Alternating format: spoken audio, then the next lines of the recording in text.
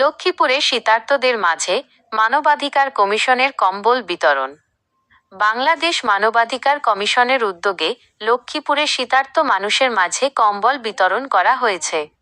শনিবার বিকেলে শহরের উত্তর তেমহনীর রোজ ভিলা প্রাঙ্গণে আয়োজিত এই কর্মসূচিতে প্রায় ১৫০ শতাধিক গরিব ও অসহায় মানুষের মাঝে কম্বল বিতরণ করা হয়।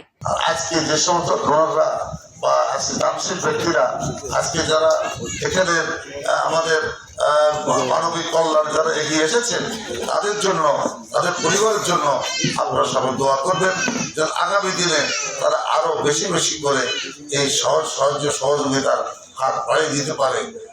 আপনাদের সকলের সুখ শান্তি সমৃদ্ধি এবং সুস্বাস্থ্য কামনা করে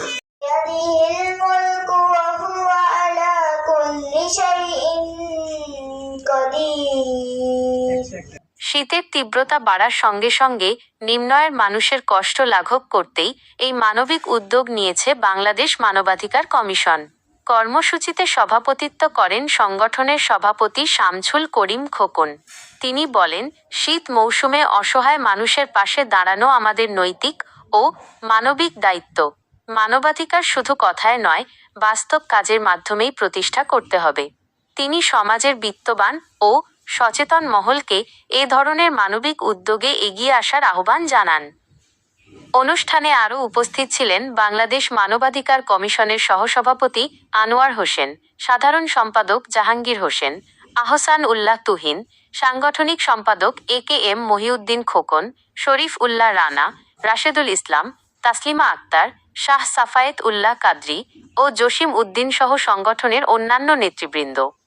বক্তারা বলেন, মানবিক কাজ সমাজে ইতিবাচক পরিবর্তন আনে এবং মানুষের মধ্যে সহমর্মিতা ও ভ্রাতৃত্ববোধ জাগ্রত করে। অনুষ্ঠানের শুরুতে পবিত্র কোরআন তেলাওয়াত করেন বাংলাদেশ টেলিভিশনের নতুন কুড়ির শিশু শিল্পী সুবাইতা বিনতে করিম। তার কণ্ঠে তেলাওয়াত পুরো আয়োজনকে করে তোলে আরও অর্থবহ। কম্বল বিতরণ শেষে উপকারভোগীরা আয়োজকদের প্রতি কৃতজ্ঞতা প্রকাশ করেন। তারা জানান, প্রচণ্ড শীতে এই কম্বল তাদের জন্য বড় সহায়তা।